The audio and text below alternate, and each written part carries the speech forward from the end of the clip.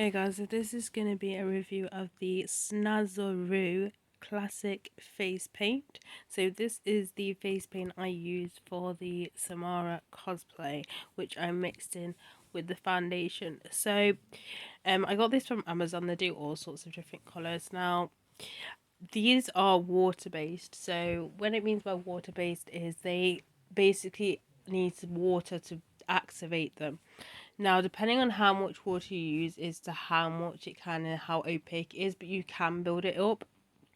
So for me, how I used it, I just used a normal face brush, stuck the brush under the tap, swirled it around, and then applied it onto my body. Now, I use this as I said, I use this as a base, so I didn't use this to make like designs or anything like that, which I feel after using this, I don't think that'd be good as to use a water-based face paint to do like, I mean, I suppose you could, because that's what they do, that's what they use at like at fairgrounds when they put face paint kids and stuff.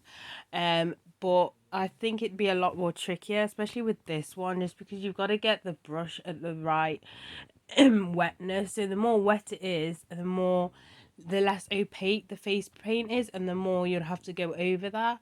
So it'd be kind of harder to do that if you're gonna do like, if you need to do like fine lines and stuff like that.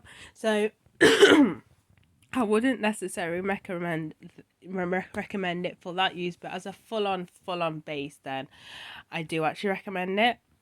I set this with the Ben 9 matte makeup sealer. I found that went really well with this. So I will link the review on that because I did do that review for that one before I did a review of this one. I didn't get so much of irritation. So one of my hands were a little bit itchy for like half an hour, but then it kind of disappeared. So that got me worried a little bit. But I, after removing it and everything, I didn't have no like rashes or anything like that. I didn't necessarily have to scrub to get it off, as I said, because it's, I mean, it was easier. So when I first tried out this face paint, I didn't have a sealer on it, so then it was a lot easier to take off. With the sealer, it's a little bit hard. I mean, I did have to scrub at my face a little bit, but it did come off. It wasn't like hard to get off. Like normal like makeup wipes would somewhat work, and with a little bit of scrubbing, and then for the rest of your body you could just use your normal body wash and it'll just come off. When it comes to the bath and stainage or anything, it does come off a little bit onto the bath, but it's easy to just clean off with bath cleaner.